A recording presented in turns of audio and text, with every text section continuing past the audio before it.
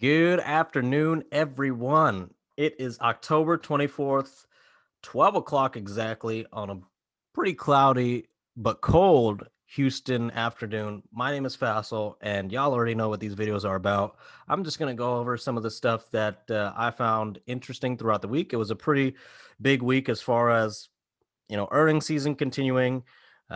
We got some we got some major selling and high growth names, but there was also a couple of things that were interesting throughout the week, which I'll get to in a bit. And I'm also going to go over a couple of the alerts that I put out on Friday, which may surprise some people. But let's go ahead and get to it. So this week, coming into this week, let's go ahead and just recap.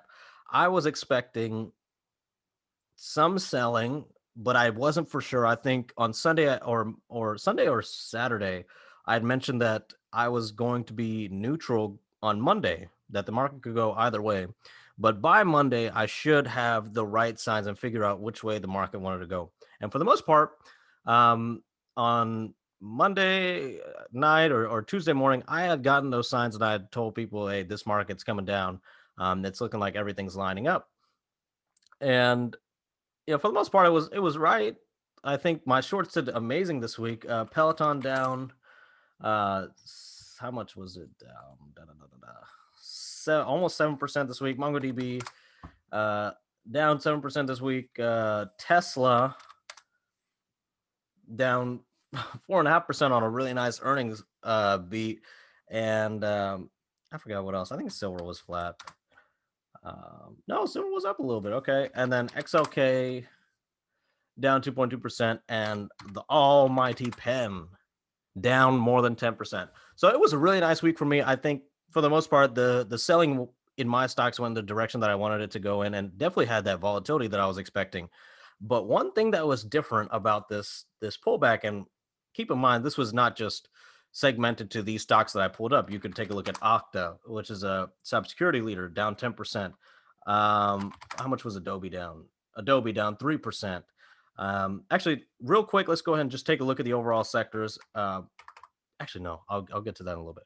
But what was another one that was down? CrowdStrike, another cybersecurity leader, down 7%. CRM down 3%. What's another one? There was another one that was down a lot.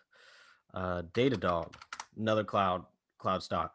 Okay, down 9%. So there was a lot of selling all across the high growth space. It wasn't just in my stocks. And for the most part, this was expected. I had warned people that, these stocks were very overextended, and a pullback like this, where you can get anywhere from 5 to 10% declines in a week, that was totally within the margin of possibilities. But one thing that I did not expect to see was the rise in inflows into value and bailout stocks. So we've all seen how bad high growth stocks did this week. Let's go ahead and check out RCL, which is the best cruise line in my opinion, up 9.6% this week. Let's check out LUV, reported this week, gave some really strong numbers as far as cash reserves and the lack of cancellations for their winter schedule. A lot of really positive notes in the earnings call. I don't know how sustainable that is, aside from the cash stuff. I think the cash is good, but that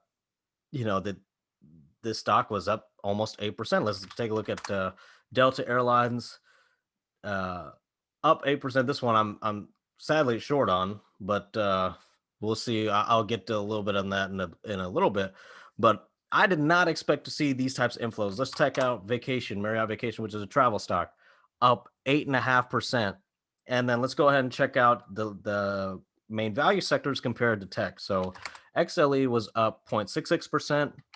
XLF was up 1%, and XLK was up, or no, XLK was down 2.2%. And then let's take a look at ARC for more of the high growth stuff. That was down 3.5%. So there was a complete disparity. And as you can see from the leaders in the bailout stocks like Royal Caribbean, Marriott Vacations, Southwest, which were up 8%, you saw kind of the same type of volatility in the high growth space, but to the downside. So it begs the question: did money essentially move out of these high growth stocks and into the bailout definitely the bailout stocks and overall the value sectors outperformed. So that remains to be a question in my mind. That was something that I was not expecting to see, considering we were seeing rising cases in COVID to, I think on Friday, we made an all time record, at least in the US. So I expected these businesses, which are largely affected by COVID, to struggle, at least in the short term. But, these inflows could indicate not only a rotation, but also, I'm sorry, a rotation out of extended high growth assets, but also a discounting. It could be discounting the vaccine that could potentially come out early next year. I really don't know what to say about it, but ultimately, just based on my short-term technical formula and everything like that, I think these stocks have to prove a little bit more before I get excited about them. But ultimately, being short delta, I'm close to covering that short if I start to see it break out above some key levels, along with Southwest and its other peers. I think if I get that whole congregation to show me the right stuff, then that's enough for me to be like, okay, airlines could be discounting a vaccine, which ultimately people are expecting travel to go back and things go back to normal once a vaccine occurs. So that's not a trend I want to fight, even though I think it's going to take a lot longer for these airlines to get back on track than people think. And I don't think a vaccine will necessarily fix everything, but it's a start. And that's something you don't want to be betting against, especially since these stocks are so far down. I mean, they've discounted, you could definitely make the case that they've discounted a lot of negativity just trading down at these levels.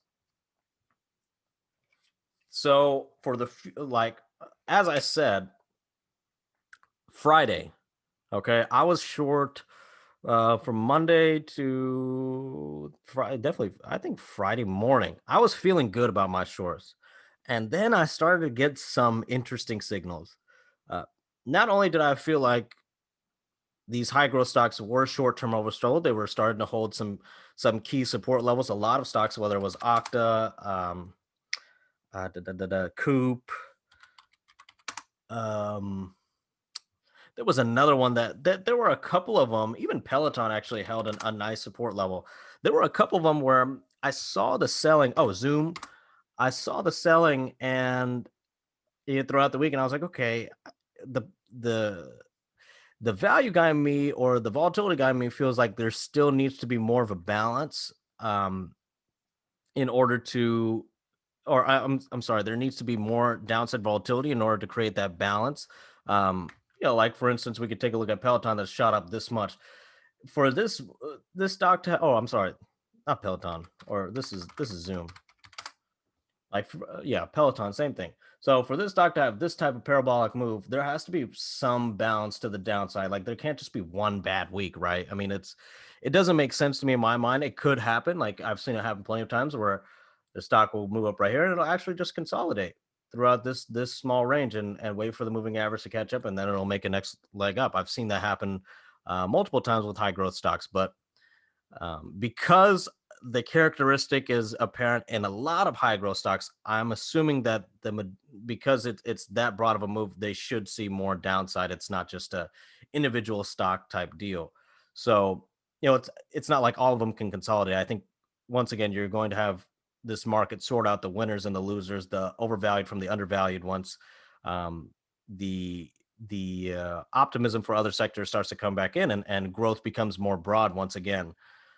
So I think that, going into Friday, I thought that fine.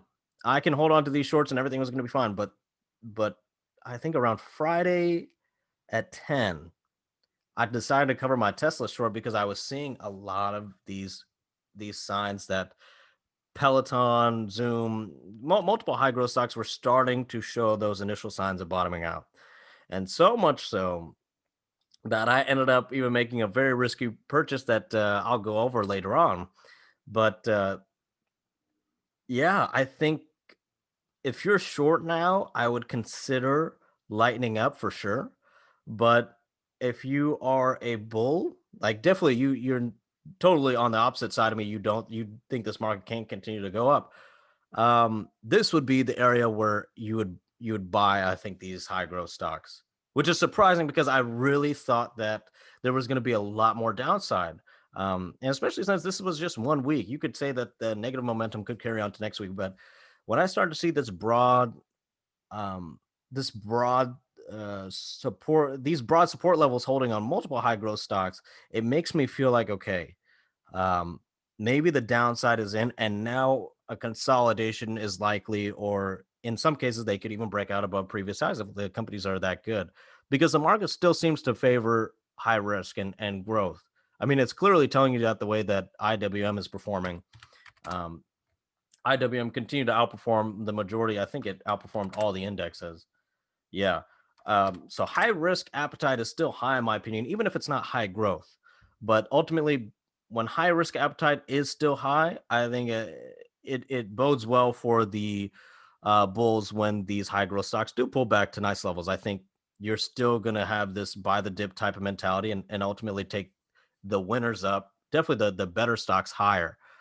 So Friday, I really felt that way. And I'll go ahead and get into three stocks that I ended up purchasing on Friday and creating alerts for.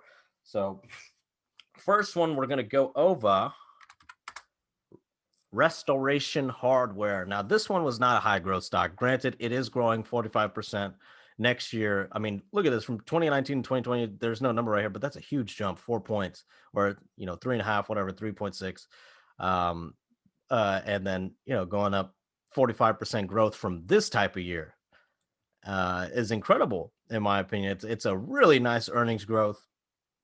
And I really picked this stock because, I think a lot of housing stocks have been there's a lot of optimism in the housing sector, and I continue to believe that the high unemployment rate is going to wane down at some point.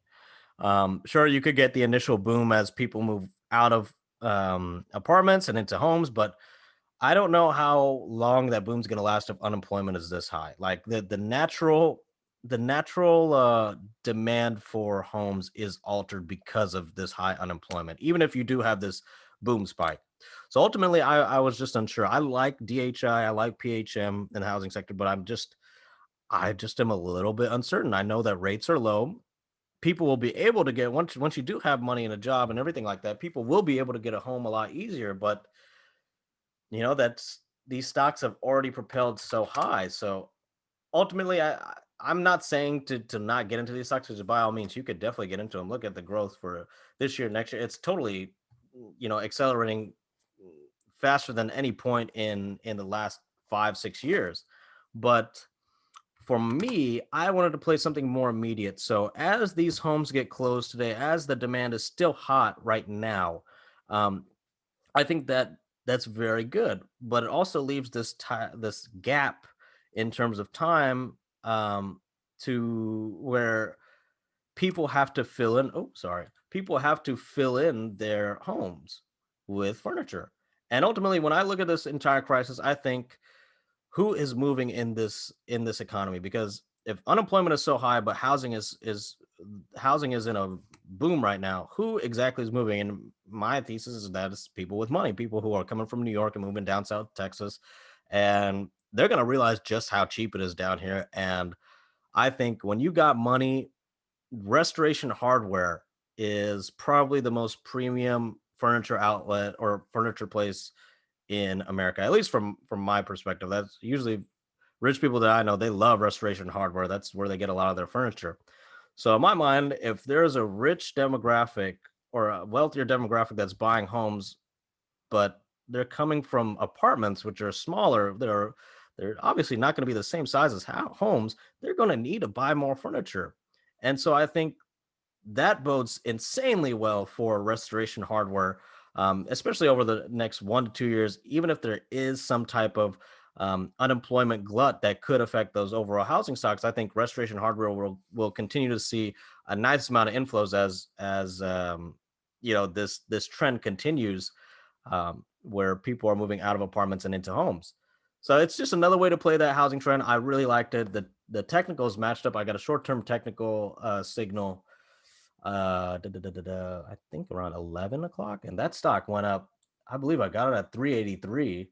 The stock went up 10 points from where I got it. I really didn't think it was going to be that strong of a signal, but hell, I mean, it's already looking like it wants to test all-time highs, and it rightfully should. Look at the growth, look at the outlook on the industry, I'm definitely very positive on this stock, and it could end up being um, a medium term position if things pan out very quickly. Um, in relation to Restoration Hardware, there was also another stock that I was thinking about getting into, but I decided to choose Restoration Hardware. Home Depot, uh, another one, just set up great technically. I got a short term signal for that one too, but it was either between Restoration Hardware or Home Depot, and I thought Home Depot is more of a broad housing play.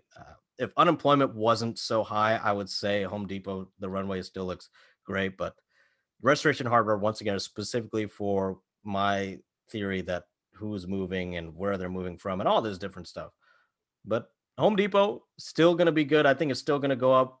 I think they're somewhat related in terms of momentum. When I've done the research, they kind of go up at the same time, which is weird, but it is what it is.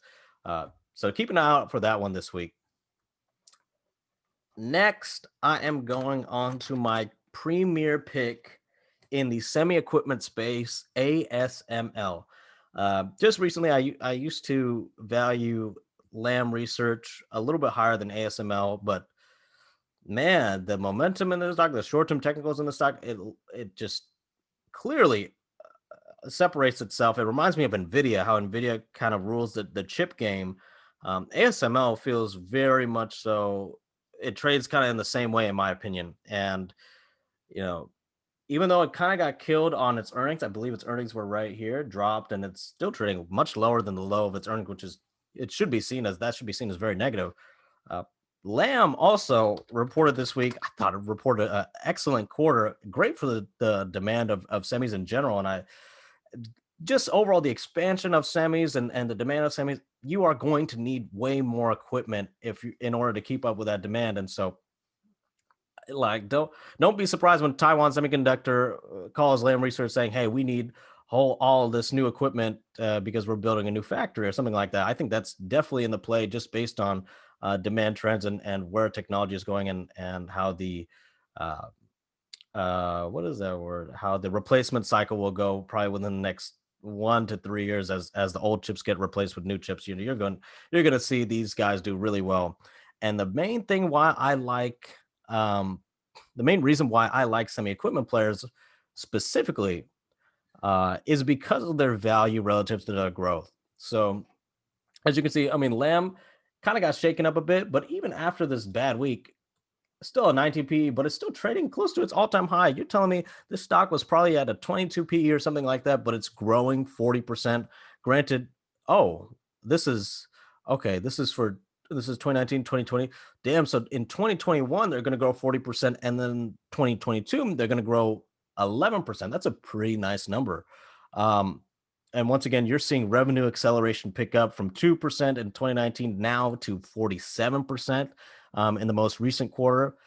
Once again, just for the growth, I think in the entire tech sector, there's not a better sector. And I like semi chips also, like AMD, NVIDIA, Marvell, but all of them are fairly extended in terms of valuation. I know everyone wants to say valuation doesn't matter, but I still think that it does in terms of just relative performance and ultimately valuation has to matter at some point.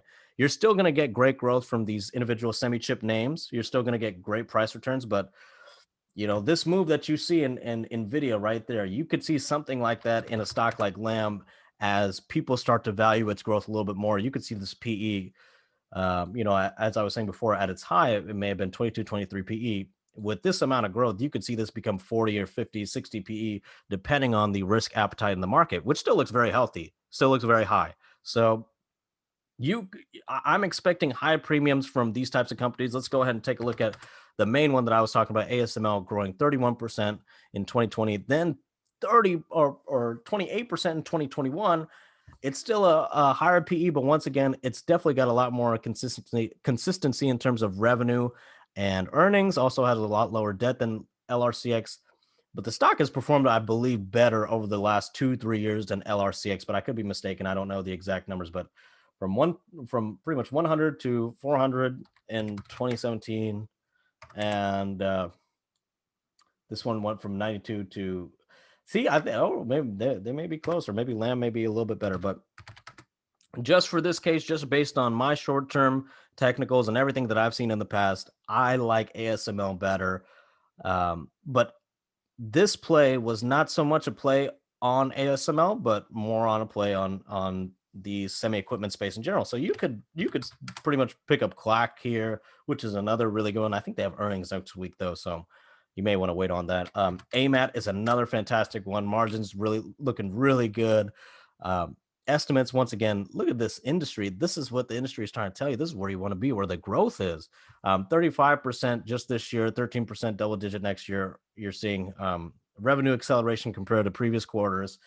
The stock has been kind of chopped up, and ultimately, I'm expecting huge breakouts from all of these stocks. I just think ASML has the highest floor in case anything goes bad or in case I'm wrong. Um, Even though it's trading at probably the most expensive valuation, it still has the best growth in my opinion, and their their technology is very unique, and I think it's could be at the core of the next major technological cycle that's associated with supercomputer power and everything like that. So ASML, my top pick. That was the one that I picked up Friday. But once again, you could go with AMAT, Clack, or LRCX. This is more of a play on that industry versus um, the individual stock. And then lastly, let's talk about Fastly. Now, I was really killing this stock, killing people for buying this stock after the big drop when it dropped from, I think, what was it? When it dropped from 120 to $85, the low of that first day. I mean, I think it closed at 89. Yeah, closer to 90. I was really telling people, hey, this stock only dropped like to where it was 15 days before. And I believe I said that the likelihood that this stock was going to continue to sell off was still very high. And for the most part, I think I was right. It went down how much this week? Went down another 10% this week from its close last week. So yeah, I think that goes without saying that's pretty good. But this was actually one of the stocks that I picked up Friday. And I know it may come as a shocker because I really, I didn't sound at all. To be honest, I wasn't planning on picking it up. I liked the company, and I think people have gotten way too negative on it just because um, of the lack of usage from TikTok or just something relating to their customer. I'm not even sure. Just their customer acquisition in general, how much customers value their product. I actually think it's a very good product, and the addressable market should increase substantially, I think, within the next 2 to 3 years, maybe even 1 to 3 years, as content continues to be built out and more layers of applications, solutions, different things are created through different mediums like videos and content creation. You're going to need to have that infrastructure that gets that information, that different um that to get those pipelines ready to get that information to the end user from your hub. And there are other companies that do this, but Fastly, I think, has a very big name. The company is still growing very nicely, and it's not trading at an insane amount that it was before. Granted, the real reason why I really got into it was because I have an easy out. So this is pretty clear. Like, this is what I was waiting for ultimately, was if I did start to see something negative, like really negative, come in when the stock hit the bottom end of its range, somewhere close to here, which it did. I want to say it's around $74. That's when I told myself, okay, that's when I'm gonna get it. That's when I'm gonna get in. And when we got that, or when I saw that, I forgot who downgraded it, but someone downgraded it Friday, and the stock was down, gap down and everything like that. That was my sign. I was okay. People are getting very, very, very negative on it. This is where I can take a shot on just as a contrarian play, because my out is very simple. If it breaks below this 71 price and holds below there, I'm out. It's a very easy thing. This is where the range should probably be, between 100 and 72, 71, whatever it is. I got to double check the exact prices, but that's ultimately it.